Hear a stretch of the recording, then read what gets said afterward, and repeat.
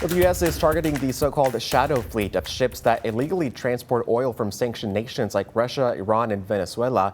The moves follow the capture of Nicolas Maduro last week and claims that the U.S. also wants to control Greenland. Natalie Brand has more.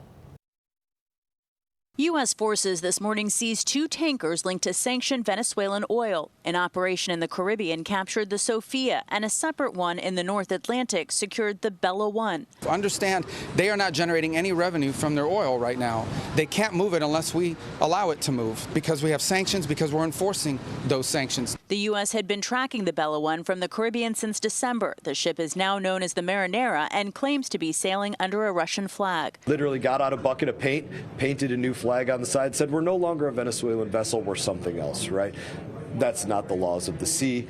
These latest seizures come as the Trump administration focuses on Venezuelan oil following the raid to capture Venezuelan leader Nicolas Maduro. In a social media post Tuesday, President Trump said interim authorities in Venezuela will be turning over 30 to 50 million barrels of sanctioned oil to be sold at market prices.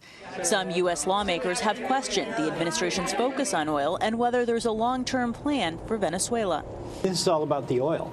In their new policy is might makes right.